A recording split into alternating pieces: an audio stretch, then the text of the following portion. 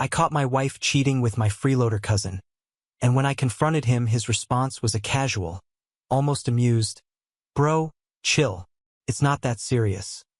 And somehow that was only the beginning, because after I kicked him out, my own mother disowned me for it, which is how this whole mess turned into me systematically dismantling all of their lives. Hey Reddit, I've been sitting with this for about 4 months now, writing it out, deleting it, rewriting it, going in circles, but at this point I just need to get it off my chest.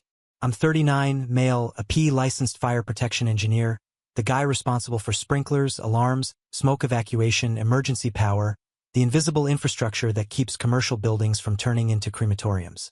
Nobody thinks about what I do unless something goes catastrophically wrong, which is exactly how I prefer it. I started at 19 pulling pipe in attics and worked my way up, and every dollar I have is something I earned myself, no handouts, no shortcuts. The house is a 4-bedroom Craftsman I bought 3 years before I even met my wife. Nain, completely paid off, my name on the deed from day one. Now enter my cousin Kellen on my mom's side, my aunt's golden child, 29 years old with the resume of a high school sophomore and the confidence of a Fortune 500 CEO. Chronically unemployed but always floating some new business idea. He cycled through dropshipping, the usual internet hustles, even had a podcast with 11 downloads, 3 of them from his mom, and called himself a future entrepreneur, while everyone else knew him as a professional couch surfer. The pressure campaign started in June after he got kicked out of his last place, a buddy's apartment where he'd overstayed by 4 months and allegedly clogged the plumbing by flushing protein shake bags down the toilet. My aunt called my mom crying, my mom called me, then my aunt called me directly, then my uncle, then another cousin, then my mom again, all repeating the same line. Family helps family. Garrett, he just needs 2 weeks to get back on his feet. You've got that big house and it's just you and Nain. You have the room. What kind of man turns away blood? I said no for separate times, but Nain, my wife, a self-described social media marketing consultant running a lifestyle Instagram with 1,200 followers and maybe $800 a month in income, said yes behind my back and told my aunt he could stay in the spare room.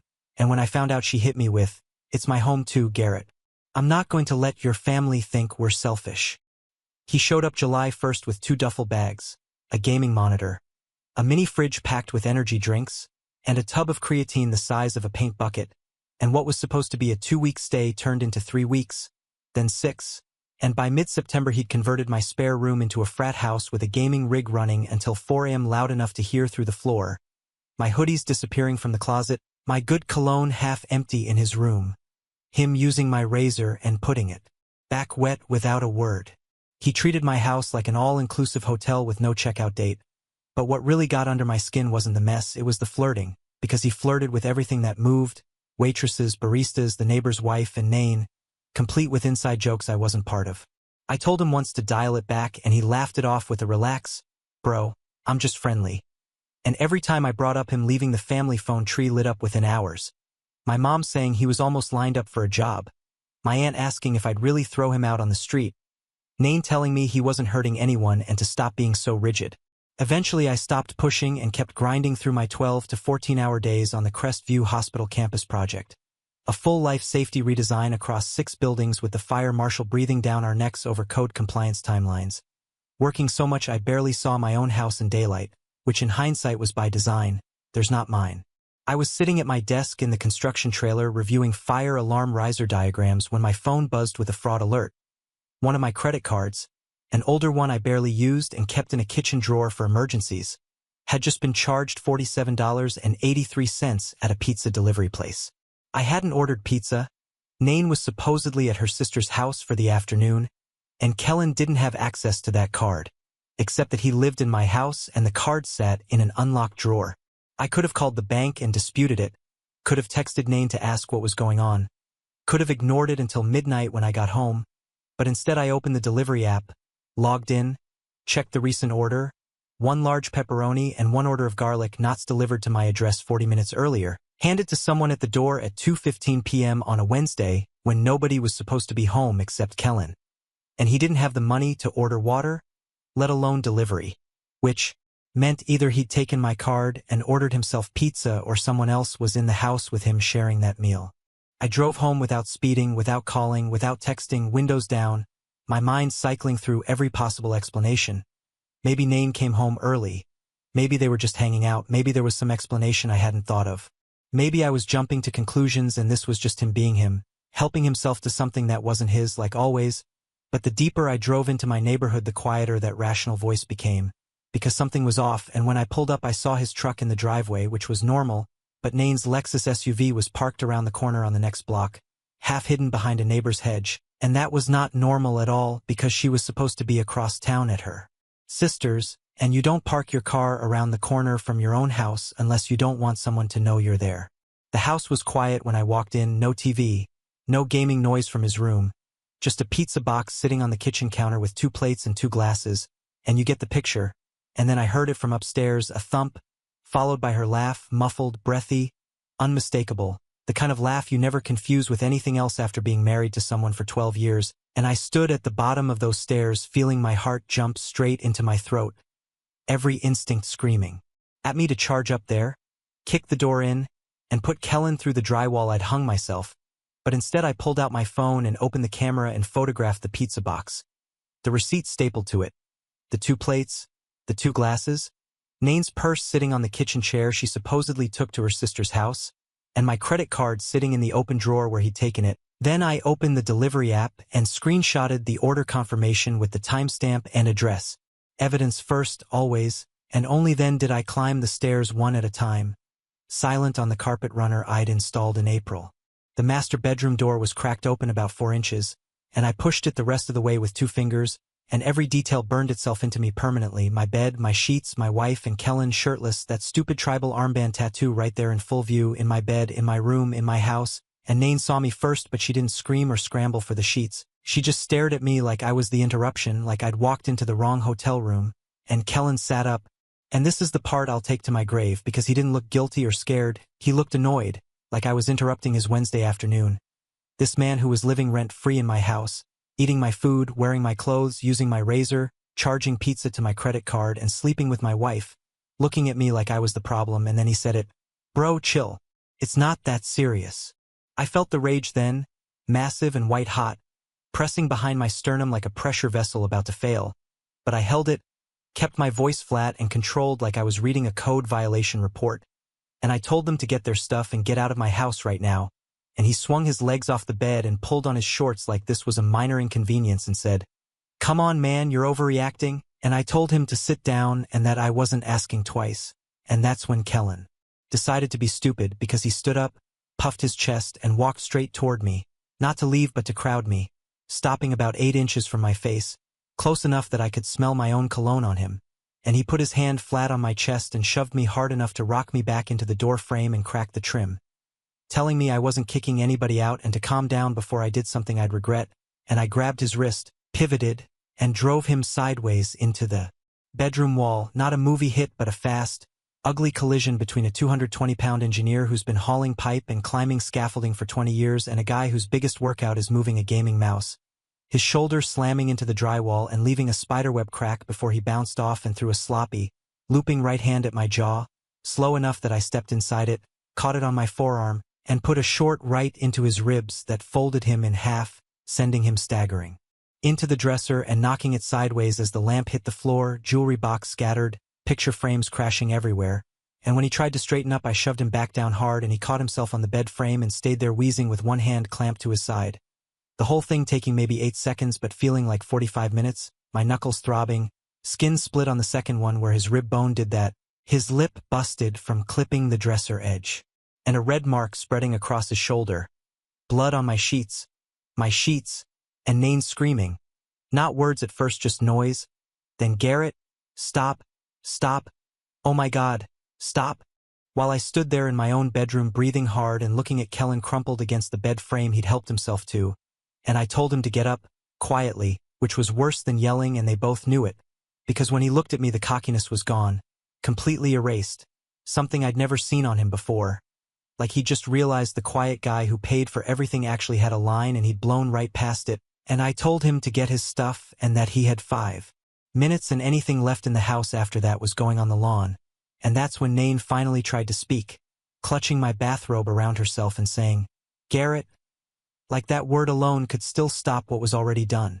For minutes 50 seconds he scrambled, and I'll give him that because the man moved faster than he had in 3.5 months of living under my roof, cramming clothes into a duffel bag, grabbing his gaming headset, scooping up shoes, hands shaking, lip dripping red onto the carpet. And that was when Nain switched scripts, tears coming out, voice cracking. Garrett, please, it just happened. It was one time, we can talk about it. But it wasn't one time, I didn't have proof of that yet. But the way she flinched told me everything I needed to know, because liars don't flinch at wrong accusations, they flinch at right ones. Baby, I made a mistake, I know why. You parked your car around the corner so I wouldn't see it. That's not a mistake, that's a plan. Get dressed and get out. And he hauled his duffel to the hallway, paused at the top of the stairs, tried one more time. Look, bro, it was just call me bro one more time. And he went down those stairs fast. Then Nain tried a different angle, went from sad to threatening in about 3 seconds. Her specialty, you can't kick me out. I live here, I'm your wife, I have rights. And I told her you have a car parked around the corner and Kellen waiting in the driveway. You can figure out your rights from somewhere else tonight. I'll call the cops, please do. I'd love to file a report while there. And that shut the threat down cold. She got dressed in silence, grabbed her purse from the kitchen, the one she'd supposedly taken to her sister's house, and at the front door she turned and gave me the look that cheaters always give when the script runs out. Not guilt, anger, because I wasn't playing the part she needed me to play. I wasn't breaking down, I wasn't begging her to stay. I wasn't giving her the emotional chaos she could use as cover. You're gonna regret this, she said, already do, 12 years of it. Then the door closed. I watched from the window as Kellen threw his duffel into his truck. Nain walked around the block to her hidden Lexus. He tried talking to her in the driveway. She shoved past him. They left separately. Good. Let them figure out the logistics of their little arrangement somewhere that wasn't my house. I locked the deadbolt, set the chain. Then I stood in my kitchen for a full minute, hands braced on the counter, letting the adrenaline drain. My knuckles were swelling, door frame trim was cracked, bedroom wall had a dent, dresser was trashed. Didn't matter. All of it was mine and my house, and I had every right to be standing exactly where I was. I spent the next 20 minutes documenting everything. Photographed my knuckles, the split skin, the swelling, photographed the cracked door frame, the dented bedroom wall, the knocked-over dresser, the busted lamp, the blood spots on the carpet, pulled up my Ring doorbell footage, time-stamped video of Nain walking up to the front door at 1:47 p.m., Kellen opening it for her, that plus the photos I'd taken of her Lexus hidden around the corner told the whole story. Then later both of them leaving at 3:22 p.m., him with a duffel, busted lip visible on camera. Nain walking separately to her car, all saved, all backed up, called the non-emergency police line at 3:41 p.m. 2 officers showed up within the hour, filed a report covering 3 things: unauthorized use of my credit card by Kellen, the physical altercation he initiated when I told him to leave my property, and trespassing for both of them going forward. Showed the officers the doorbell footage, the credit card evidence, my injuries, and the bedroom damage. One officer noted that I was the sole homeowner, that I had visible defensive injuries consistent with my account, and that Kellen had escalated physically. They documented everything, took photos of their own, and told me I could pursue charges. No arrest that night, but that report, incident number, officer names, badge numbers, timestamp, my documented injuries, their documented departure, became the foundation for everything that came after. I didn't know it yet, but that pizza delivery receipt and that cracked door frame were going to cost Kellen and Nain more than they could calculate. I sat down at my kitchen table at 5 p.m. with a bag of frozen peas on my hand and my laptop open. Time to go to work. I didn't sleep that night. Set up what I started calling the command center. Laptop open to every financial portal. Legal pad for tracking accounts. Phone recording app on for all incoming calls. Everything in its own lane, one step at a time. Called my attorney that night. He walked me through the sequence. By Thursday morning I was first through the bank doors. Removed Nain as authorized user on every account. Canceled every credit card with her as secondary. Redirected my direct deposit to a new institution. Total once transfers cleared, roughly $347,000. Every cent earned by me. Nain called the bank 2 days later screaming I'd stolen her money. They put a temporary fraud hold while they investigated, cost me 72 hours and 2 extra trips with pay stubs and tax returns before they released the funds. Even when you're completely right, an angry phone call can slow you down when institutions move at their own speed. By Friday I'd met with my attorney in person, known him 15 years, sharp, zero sentimentality, gave him the full download, police report, every photo, Ring doorbell footage. Divorce proceedings? He asked. Not yet. I want the perimeter secured first. He nodded. They'll come for you when the money stops. That's the point. Changed the locks that same afternoon, deadbolt, knob, garage code, my house, my locks. Phone stayed quiet for 3 days. Day 4. Nain texted, your direct deposit didn't hit, what's going on? I screenshotted it, didn't respond. Day 5 is when the dam broke, 22 missed calls before noon, voicemails going from calm to unhinged in about 4 hours. I saved every message, people telling themselves when they stopped pretending. By afternoon, Nain and Kellen showed up at the house, the one I changed the locks on. Ring doorbell caught everything. Nain trying her key, realizing it didn't work, pounding on the door, him behind her in gym shorts and slides. Open the door. Bro, let's talk like men. I was sitting at my kitchen table 15 feet from the front door, bag of frozen peas on my still swollen hand. Watched the whole thing on the Ring app in real time. I pressed the speaker button. One sentence, you're trespassing. I have a police report on file, and this doorbell is recording. Leave or I'm calling. He stepped back like the doorbell had grown teeth. Nain kept going for another 2 minutes, threats, sobbing, the whole rotation. Then a neighbor across the street came out on his porch. She saw the audience and dialed it down. They left, saved the footage, filed a second trespass complaint. The neighbor, good man, gave me a written statement the next day. Unprompted, he'd seen enough. Phase 1 complete. Every system has failure points. Kellen's were everywhere because his entire life was held together with energy drinks and audacity. First move, the credit card theft, that police report I filed, it went somewhere. The $4,783 charge was small, but unauthorized use of a credit card is a crime in this state, regardless of amount. I provided the delivery receipt, the photo of my card in the drawer, my badge records proving I was at the Crestview job site when the order was placed, and the delivery confirmation with the timestamp. Detectives followed up within 2 weeks. He got charged with misdemeanor theft, not prison, but a criminal record that follows you on every background check, lease application, and job screening. For a guy who already couldn't hold employment, that charge was a cement block tied to an anchor. Second move, the assault. My injuries were documented. His were consistent with being stopped, not attacked. Attorney filed for a restraining order based on the shove, the swing, and the subsequent trespass at my home, granted within 10 days. The guy who'd lived rent-free in my spare room for 3.5 months couldn't even drive down my street. Third move, formal eviction. He'd been there over 3 months, which meant tenant protections could theoretically apply. Attorney filed the paperwork first week of November, citing the police report as grounds for emergency removal.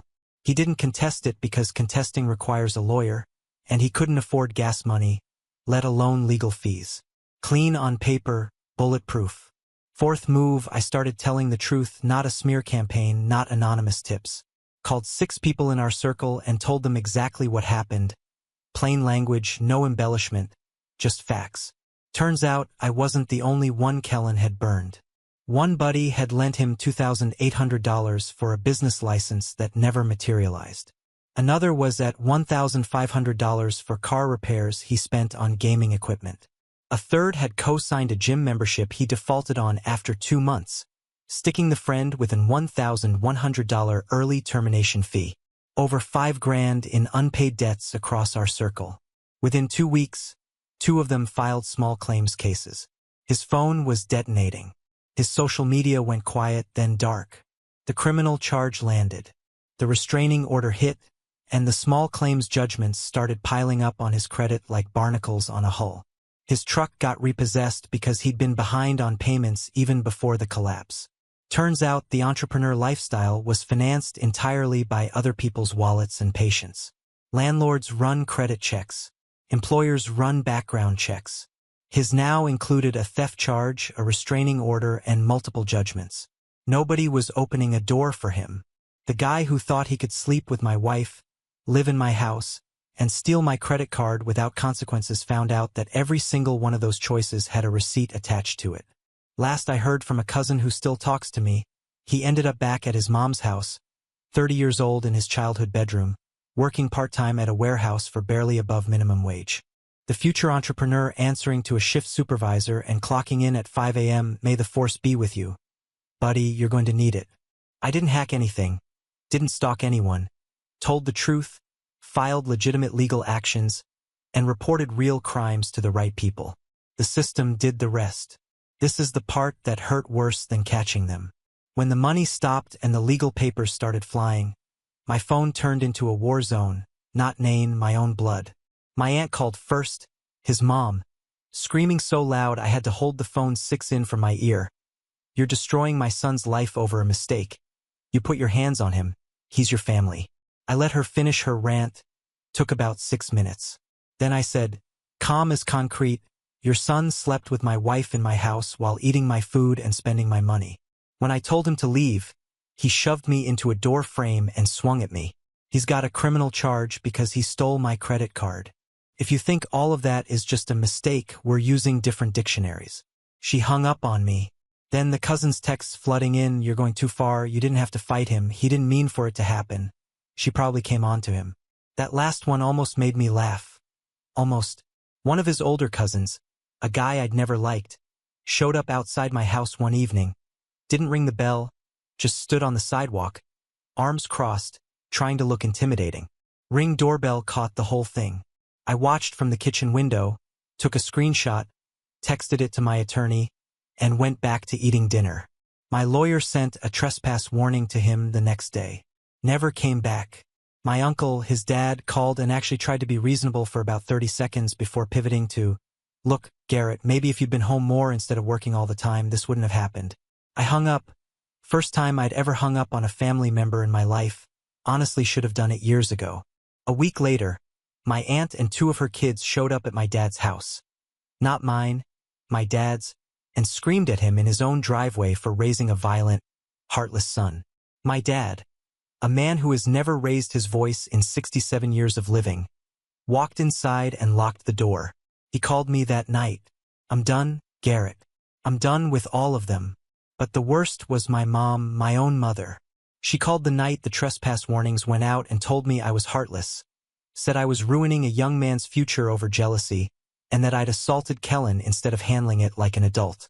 When I pointed out that her nephew had been sleeping with her daughter-in-law in her son's own bed for weeks and then shoved me when confronted, she said, "And I will never forget this, well, maybe if you'd paid more attention to your wife instead of working all the time, she wouldn't have looked elsewhere." I sat in my kitchen and stared at the wall for a solid 20 minutes after that call. Let that sink in for a second. My own mother, the woman who raised me, told me the affair was my fault, took her nephew's side over her own son, not because she believed it, but because her sister was in her ear, and my mom has never once in her life been able to stand up to that woman. My dad called me the next morning, quiet, measured. "I heard what your mother said to you last night. I want you to know I don't agree with a single word of it." "Thanks, Dad. I've been watching her enable your aunt's family for 35 years, her nephew, his brother, your aunt's spending. Your mother writes checks with my money to bail them out, and I've been too passive to stop it. That ends now." 2 weeks later, Dad moved out, filed for divorce within the month. 41 years of marriage, and Mom's decision to side with the guy who wrecked her son's home was the straw that finally broke it. Dad told me later it wasn't just this. It was 35 years of watching her bail out her sister's family, write checks behind his back, take their side in every single conflict, and treat his feelings as optional. My situation was just the one that made him realize it was never going to change. Dad got an apartment 15 minutes from mine. We started having dinner every Thursday. He told me he should have done it years ago. Said watching me refuse to fold gave him the push he'd been missing for decades. Mom tried calling me 3 times after that. I let every call ring out to voicemail. Her messages got progressively more desperate, first angry, then guilty, then pleading. She never once apologized for what she said. Just kept insisting I was tearing the family apart when the family tore itself apart the second her nephew climbed into my bed. I blocked my aunt, blocked 3 cousins, kept Dad and 1 cousin who'd stayed neutral. The family tree got pruned hard that fall and I held the shears. While the family drama exploded, Nain launched her own war. She wasn't stupid, manipulative, self-centered, couldn't own up to anything if her life depended on it, but not stupid. First, she hired a lawyer, not a great one, a guy who mostly handled DUIs and fender benders but aggressive and cheap.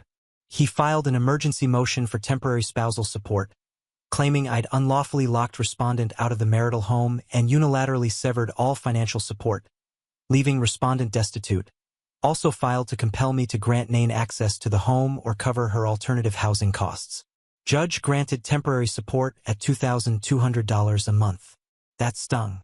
Housing access motion denied because the house was my separate property and the police report documented grounds for the removal. But the judge noted he'd revisit if needed. Setback number 1. Second, the restraining order play. Mid-November, about 5 weeks after the confrontation, Nain filed for a temporary protective order against me, claimed I'd been violent, threatening, and intimidating, citing the confrontation with Kellen as proof I was dangerous. The order was granted ex parte. Judge signed it on her word alone before I could respond. I got served at my office on a Thursday morning. Had to surrender my concealed carry permit and stay 500 feet from the house I owned. My attorney filed opposition the same day. Hearing set for the following Tuesday. 5 days walking around with a restraining order on my record I didn't earn. Those were among the worst days, not the restriction itself, what it represented. My name in a protective order database. My project manager getting a courthouse call. The look on his face when I had to explain. At the hearing, my attorney took it apart in 20 minutes. Played the Ring doorbell footage, Nain walking up to the front door alone at 1:47 p.m., my cousin Kellen letting her in, the whole thing timestamped. Then presented my photos of her Lexus hidden around the corner, proving the visit was premeditated. Then the footage of her and Kellen pounding on my door after the locks changed. His threats on camera. Presented the original police report documenting Kellen's assault on me, my defensive injuries, and his initiation of violence. Submitted my clean record, 0 prior incidents, 0 threatening communication. Nain's lawyer tried spinning the confrontation as proof of volatility. My attorney pointed out that a homeowner defending himself against assault in his own bedroom after discovering an affair isn't volatility. It's a Tuesday in this state's castle doctrine. Judge dissolved the order, issued a written finding that the petition was not supported by credible evidence and appears to mischaracterize a documented self-defense incident, and warned Nain about misusing court proceedings. That finding went straight into our case file, ammunition for later. But those 5 days cost me sleep, credibility at work, and a knot in my gut that took weeks to unwind. That's the part revenge stories skip. Even when you win, absorbing the hit still hurts. Then she went after my reputation from every angle she could think of. Called everyone we knew and told them I was violent, emotionally abusive, dangerous. Targeted the wives first, knowing they'd pressure their husbands. Lost 4 friendships outright. 2 guys sent texts starting with "I don't want to take sides," but which is always the opening act to taking a side. She called my company's HR department and told them I was unstable. Inquiry closed in 3 days because my record was clean and my project was ahead of schedule. Sent a bait email full of apologies meant to get me to respond emotionally so her lawyer could screenshot it. Forwarded it to my attorney without a word. Posted on Instagram about her violent, narcissistic husband. My attorney's advice: the court is the only audience that matters. Hardest thing I've done, watching people believe lies about you and choosing not to fight back publicly. My buddy Reggie was the exception through all of it. Former Marine, zero nonsense, called me straight. Nain's telling everyone you're a monster. I don't buy it, but you need to know what's circulating. She can win the narrative. I'm winning the case. Then came the job site ambush. 2 days after HR cleared me, Nain showed up at the Crestview Hospital campus. Passed the construction gate without a hard hat, without a badge, without signing the visitor log. 3 safety violations before she said a word. Found my trailer and started a scene. Tears pleading loud enough for the crew outside. "Garrett, please, we can fix this." Choreographed to make me look like the villain and her like the victim. I told the sub in the trailer to give us a minute. Stepped outside and said one thing. "You need to leave this job site. You're trespassing on an active construction zone without PPE." More tears, more volume. Electrician stopped working to watch. Superintendent walking over. "I'm calling site security." 30 seconds. She left, but she left loud, sobbing across the gravel lot where the entire framing crew could see. Calculated. I filed an incident report that afternoon, and the GC added her photo to the trespass list. That stunt cost me rapport I'd built over months. The sprinkler sub who'd been in the trailer started acting different, shorter answers, no eye contact. His foreman asked if there'd be more incidents. That's the collateral nobody talks about, not just lost friendships, but guys who don't owe you anything slowly pulling back. I documented every post, saved every voicemail where she contradicted her own public story, admitting the affair, begging me back, threatening to ruin me. My attorney filed a counter-motion laying out the adultery, the dissolved protective order, the job site trespass, the HR stunt, the full harassment pattern, attached voicemails, ring footage, the police report, the incident report, the social media timeline. Judge's response was clear: formal warning to Nain, sanctions for the frivolous protective order, and a gag order on public statements about the case. That wasn't a small win. That was the turning point.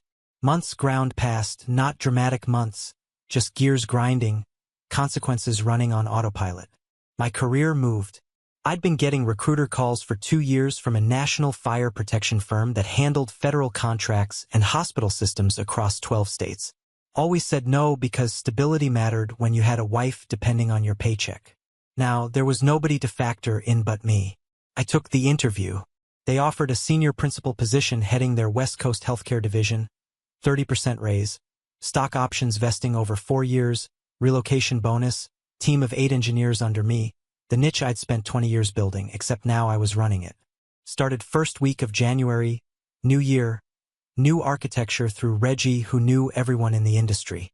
I met Marin at a project coordination meeting, construction PM timelines, budgets, subcontractors, direct, kept her own place, zero interest in being anyone's project or anyone's dependent. Our first real conversation went 45 minutes, and she never asked about money. She asked about fire suppression chemistry and whether clean agent systems would replace sprinkler designs in data centers. First time in years, somebody talked to me like a brain instead of a bank account. About 2 months in, Marin asked me point blank over tacos whether I'd actually moved on or was still running the campaign. "You're driven and you're honest," she said, "but I need to know if there's room for something forward or if you're still torching the rear view." Told her the divorce was close to final. I wasn't pushing anything anymore. Dominoes were just falling on their own. "Good," she said, "because I don't share headspace with ghosts." Meanwhile, Nadine's world had shrunk. Temporary support kept her fed, but not comfortable. She'd moved in with a friend in a small town 2 hours east with barely any job market. Got a part-time gig at a property management office for $14 an hour, first real job she'd held since before our wedding. The house sold on the first Saturday in June, nearly 8 months after the confrontation. I signed closing papers at 10 o'clock. Nain signed 2 separate sessions. I drove to the street afterward and parked across the road, watched a young couple carrying boxes inside, laughing, pointing at the deck I'd built. They had no idea what happened in those rooms. The dented bedroom wall had been patched and painted, the cracked door frame replaced, every trace of that night just gone. A sold banner covered the sign. Nain showed up 20 minutes later, thinner, hair shorter, off-the-rack jacket and jeans. She stood on the sidewalk staring at the house, then saw my truck and walked over. I got out, leaned against the hood, might as well face it standing. "Your lawyer filed to end support early," she said, voice flat, but I could hear the tension under it. "My attorney got the ruling Wednesday. Judge granted early termination. The sanctions from your protective order stunt and the conduct findings gave him everything he needed." I watched the color drain from her face in real time. She came thinking she could negotiate, walked right into a done deal. "I can barely cover rent. This wasn't supposed to go like this. It went exactly how you made it go. You invited Kellen into our house against my objection, and then you invited him into our bed. Every consequence you're living right now, you built it, both of you did." Her jaw tightened for a second. I saw the old version flicker, the one who'd reframe, redirect, spin the story until she was the victim and I was the bad guy. I watched her cycle through the playbook: tears, guilt, anger, victim. None of it was landing on whatever version of me she was looking at now. She just looked spent. "I don't recognize you," she said. "Good." She walked away without looking back or saying another word, got in a friend's car and was gone. My phone buzzed 10 minutes later. Kellen's number. "Garrett, it's Kellen." Long pause. "Just wanted to say you won. I'm at my mom's house working warehouse shifts. Criminal record. Restraining order. Can't get an apartment because of the judgments. You torched everything." Silence. "It was just a hookup, man. People mess up. You didn't have to nuke everyone's life over it. You shoved me in my own bedroom and took a swing at my head. You were wearing my clothes, eating my food, charging my credit card, and sleeping with my wife. What exactly did you think was going to happen? Long pause. You're cold, Garrett. Goodbye. Blocked the number. Last word I'll ever waste on that chapter. Frankly, my dear, I don't give a darn. Picked up Marin at 7, new Peruvian spot on 4th Street, good food, better company. She didn't ask about the house closing, talked about a project she'd landed that week and asked if I wanted to go hiking Sunday. When I told her it was done, every thread cut, every document signed, she squeezed my hand across the table and said, "Good. Now we go forward." Guys, we are so close to hit 100,000 subscribers on this channel. If you are not subscribed to the channel, please consider subscribing. It really helps hit that 100,000 mark. Thanks for making this dream come